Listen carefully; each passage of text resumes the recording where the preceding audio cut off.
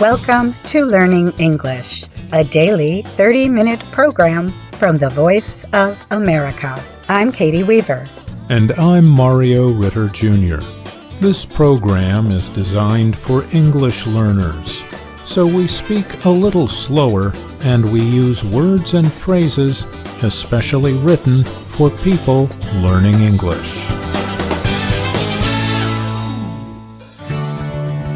Today on the program, Jill Robbins presents the Education Report.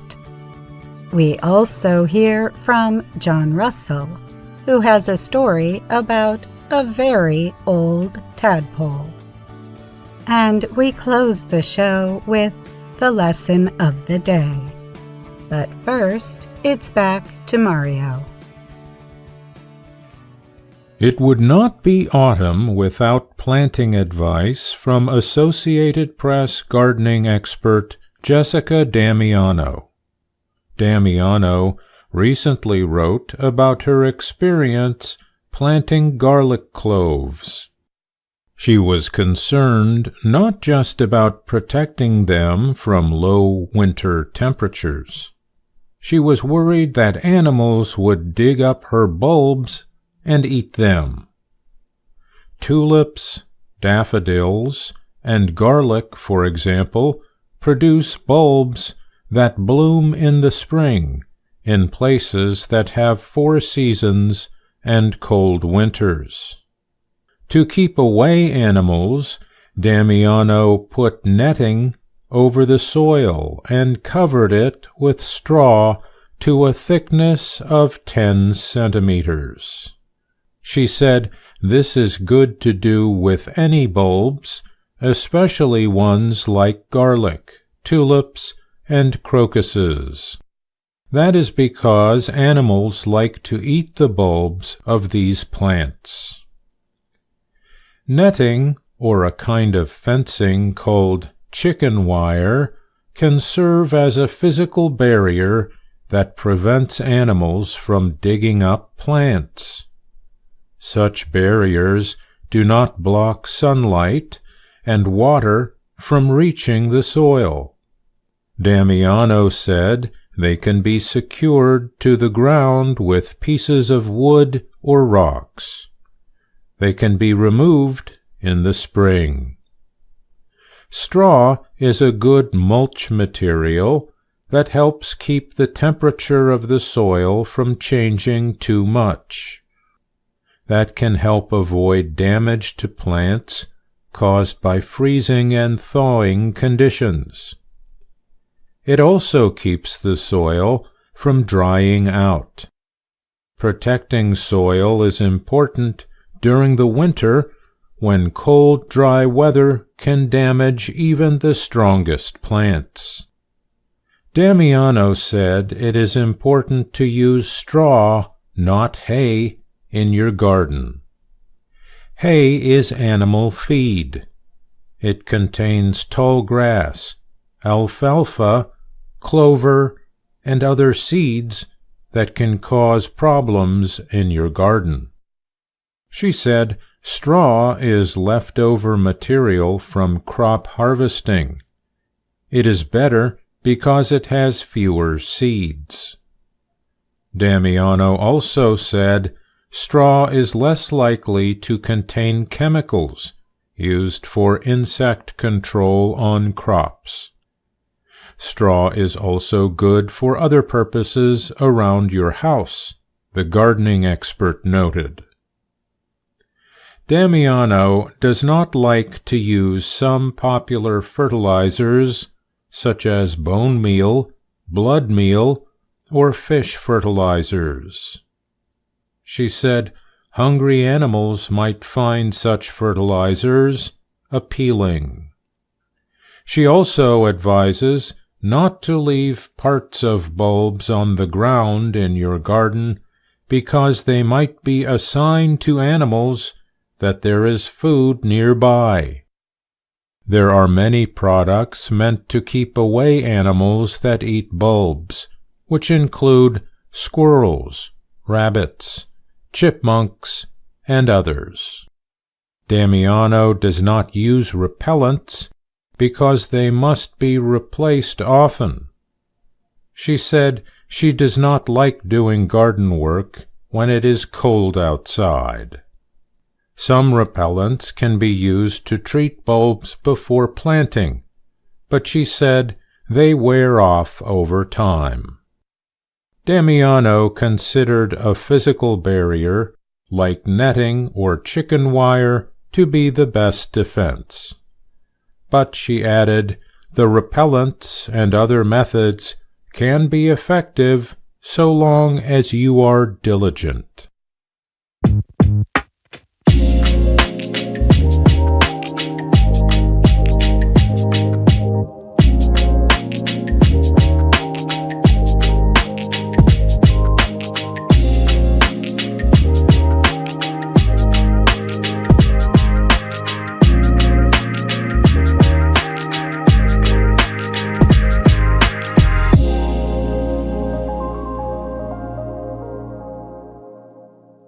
Scientists in Argentina have discovered the oldest known remains of the tadpole. The animal belonged to a large frog species that lived alongside dinosaurs about 161 million years ago. The researchers said the 16-centimeter-long tadpole died during the larval period, or stage, of frog development. The discovery is providing new information about the development of frogs and toads. The remains suggest tadpoles today are largely unchanged from their ancestors in the ancient time called the Jurassic period. The oldest known frog remains date back even further, though no older tadpole fossils have been found. The remains are in good condition. In fact, researchers say, the ancient tadpole has some soft tissues rarely seen in fossils. The tadpole's eyes and nerves, for example, appear as dark markings in the fossil. Fossil hunters found the tadpole in 2020 during a dig for dinosaur remains on a ranch in the southern province of Santa Cruz. The fossil includes the tadpole's head and most of its body. Frogs have a two-stage life cycle, with the tadpole larva developing into the adult form. This tadpole was in the late stages of development. Adults of this species are a similar length as the tadpole, the researchers said. It's not only the oldest tadpole in the world and amazingly preserved, but it also tells us about the size of one of the few frog species known from that time, said biologist Mariana Chuliver of Fundación Azara Universidad Maimónides. Chuliver was the lead writer of the study that appeared recently in the scientific publication Nature. Chuliver said the soft tissue remains are important because they permit researchers to know the diet and lifestyle of these organisms. The remains, Chuliver added, show that the form and structure of tadpoles have remained almost unchanged over the last 160 million years. I'm John Russell.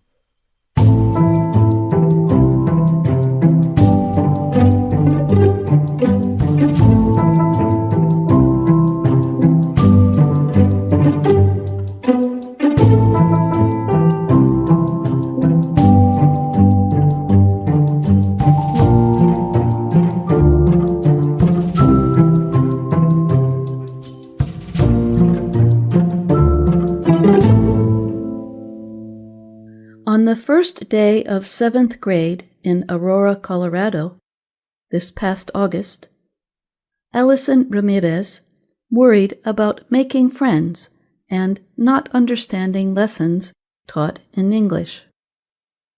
I was nervous that people would ask me things, and I wouldn't know how to answer, the Venezuelan teen says. And I would be ashamed to answer in Spanish. But it was not what she had expected. Her teachers had translated words from their lessons into Spanish. They gave out written instructions in Spanish. Some teachers even asked in Spanish if students had finished or had questions. That made me feel better, says Allison. The 13-year-old is among the 3,000 new students, mostly from Venezuela and Colombia, at the Aurora Public School System. While teachers have been working hard to educate children of immigrants, outside the classrooms, city officials are not as welcoming. They promised not to spend any money helping newcomers, and tried to keep them from coming to the area.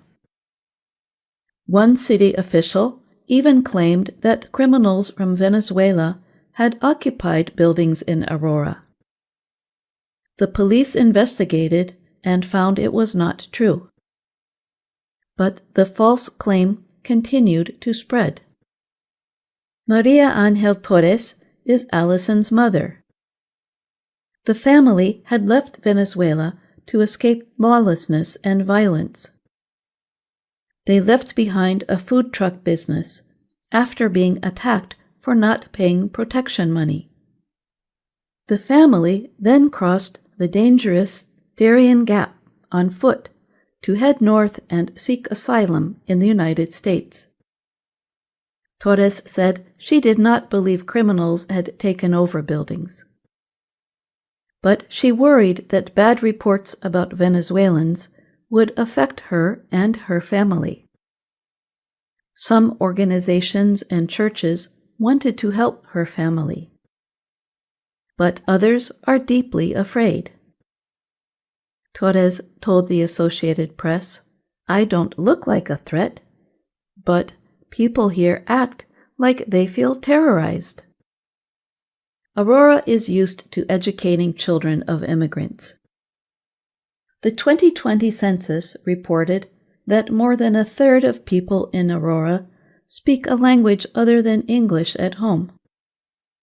Immigrants and refugees have been moving to Aurora because it is close to Denver and it has a lower cost of living.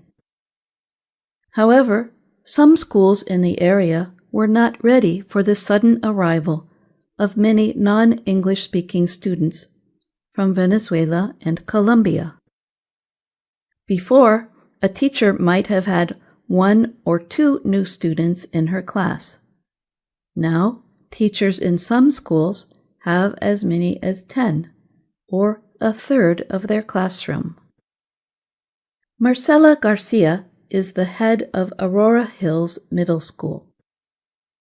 She observed that some new students were not talking in classrooms where only English was spoken. So, the school system advised teachers to use a method called translanguaging. That means using Spanish or the home language at times to help new students understand English lessons and discussions happening around them. The method has helped Allison feel more at ease. One day in September, Allison and her friends spoke Spanish among themselves as their teacher spoke to the class in English about a drawing he was showing in front of the class. It was a drawing of an ancient Egyptian marketplace. "What do you think this dude here is doing with the basket?" the teacher asked the class. One girl who had been in Aurora schools longer than the rest translated for Allison and the other new students. Before the school began using this new method, teachers may have stopped the new students from talking among themselves. Now they permit students to help each other in any language they can. So far, there appears to be little public criticism in the area against this method. It generally requires more work for teachers, who have to translate materials or their talks in real time. Recently, Allison's mother received messages from Aurora Public Schools that there have been rumors of bomb threats at its schools and others across the state. The schools said there was no truth to the rumors. But that does not make Torres feel better. She said in Venezuela, the country is in trouble, but no one there would think of threatening children at school. I'm Jill Robbins.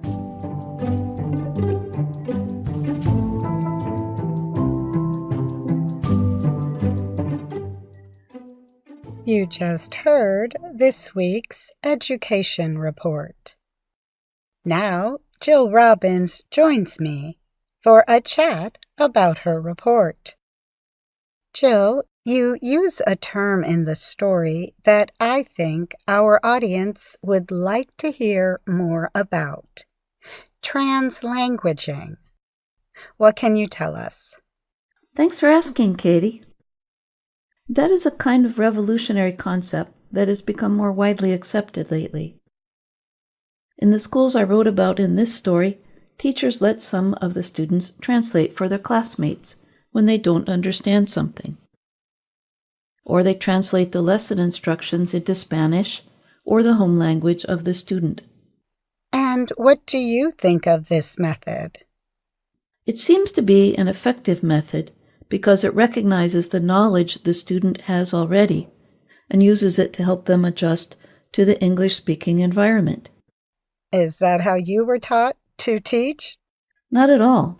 I was taught that you only use English and you have to draw pictures or use gestures or even do a little song and dance in the class to get across the meaning. But you didn't translate. Well, I'd love to see you do that song and dance. Thanks for coming on the show. Anytime, Katie.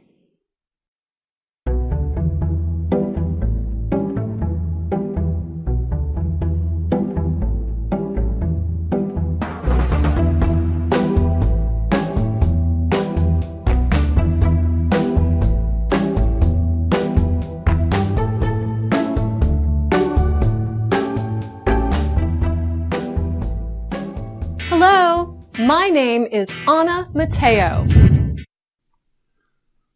My name is Andrew Smith. And I'm Jill Robbins. You're listening to the Lesson of the Day on the Learning English podcast. Welcome to the part of the show where we help you do more with our video series, Let's Learn English. This series shows Anna Mateo in her work and life in Washington, D.C. If you have watched Let's Learn English, you know that Anna has a boss named Ms. Weaver. Ms. Weaver has asked Anna to do some special projects, such as making a children's television show. In Lesson 49 of the series, Ms. Weaver tells Anna to go to a special museum in Washington. She tells Anna to go to the International Spy Museum and learn about spying. A spy is a person who collects secret information or intelligence about other countries or organizations. The most famous spy in movies is the British agent named James Bond. The word spy is also a verb. We use the preposition on after the verb spy. So we say that a secret agent or a spy spies on other countries. Andrew, have you ever been to the Spy Museum in Washington, D.C.? I haven't, but I'd really like to go there. I know you've been there. I have been there, and it was really cool. Let's listen to the beginning of Lesson 49 and hear Anna talk about her special mission. It is no secret that Washington, D.C. has spies.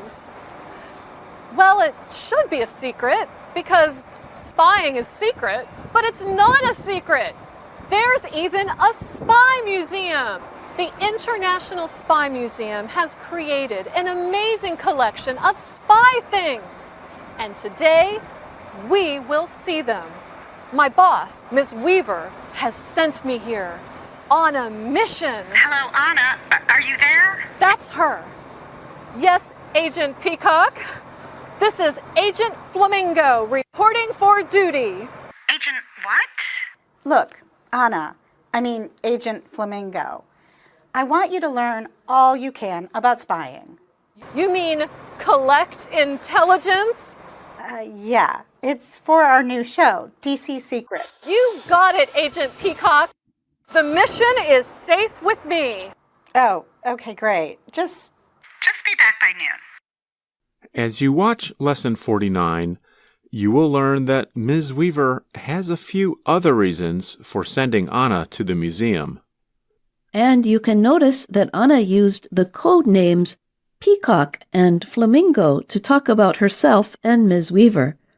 Codes use symbols, numbers, or words to give or get access to secret information. We often use the word security before the word code.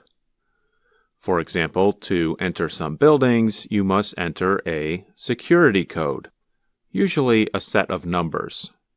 And spies often try to break codes or figure out their meaning to get secret information. The code names Anna uses, Peacock and Flamingo, are actually the names of two types of large birds. Now, let's listen to the first thing Anna tries to do at the Spy Museum. Agent Peacock, I'm at an air duct. yes, spies sometimes sneak down air ducts. I have never snuck down an air duct. It's dark and small. I'm afraid of dark, small places. You can do it, Agent Flamingo. You know, spies aren't afraid of a little darkness. As you heard in one of our recent podcasts, Anna is using the present perfect tense. To make that tense, Anna used the past participle form of the verb sneak, which is snuck here. Andrew, did you know the past tense form and the past participle form can be either sneaked or snuck?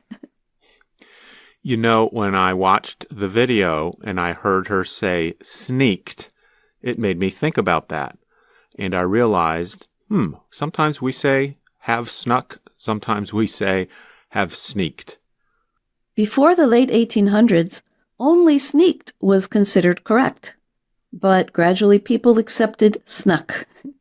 Anyway, an air duct carries cooling air or heat through a building. A person can fit inside of it, but must crawl to move through it, because air ducts are usually only about 1 meter wide and 1 meter high. The verb sneak means to move around secretly. Listen to these prepositions that usually follow the verb sneak. I'm going to sneak in the movie theater. I'm going to sneak in to the movie theater. They snuck around the office building. When we go in a room without permission, we sneak in or sneak into. When we walk through more than one room or through a larger area, we sometimes say sneak around. And when we secretly go through a narrow area, we sneak down. At Christmas time, children often sneak downstairs to see what's under the tree for them. So Anna sneaks down the air duct. Yes, spies sometimes sneak down air ducts.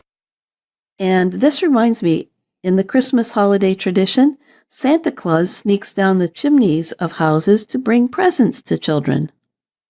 But then he has to climb back up the chimney. I think I would have trouble doing that. Yeah, me too. But let's listen and see if Anna has trouble sneaking down the air duct.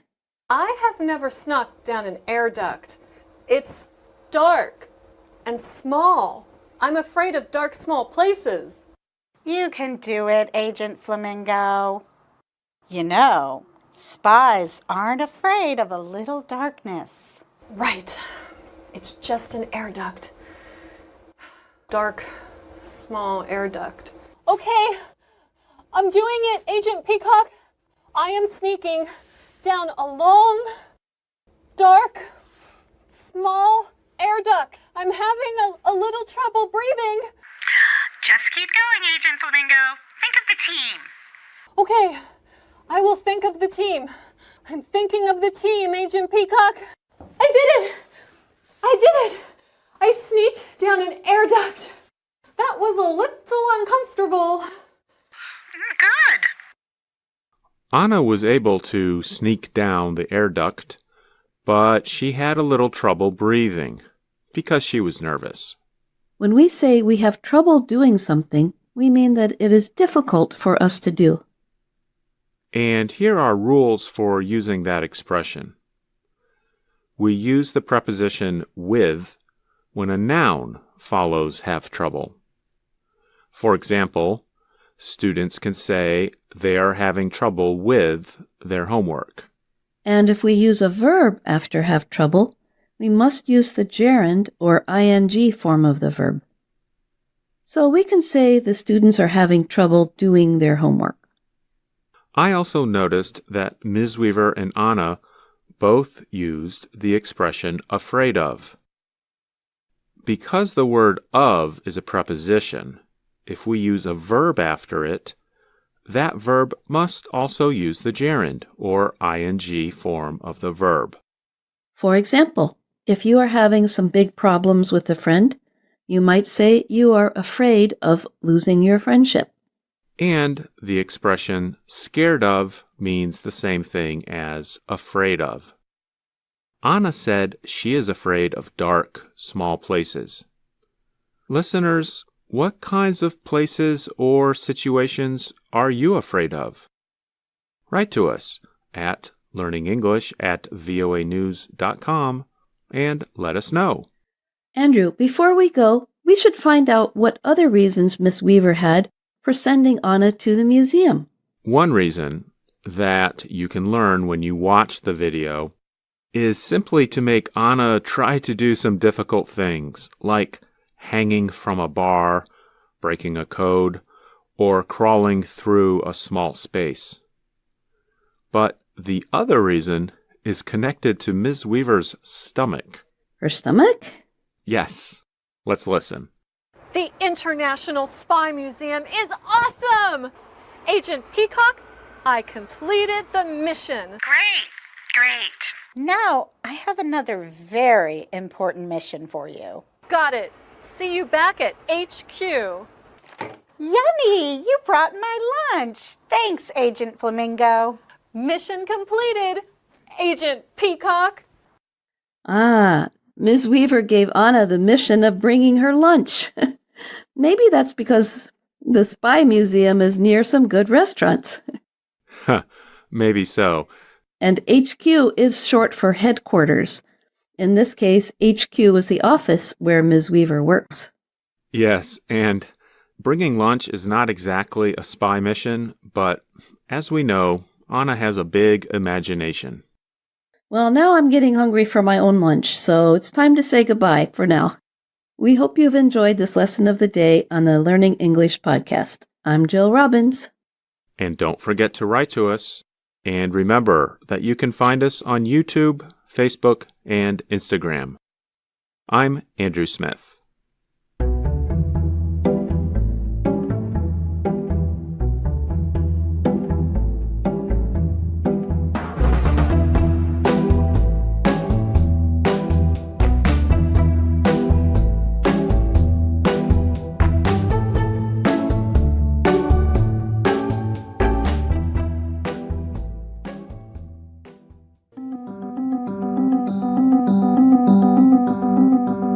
That's our show for today. But join us again tomorrow to keep learning English on the Voice of America. I'm Katie Weaver. And I'm Mario Ritter Jr.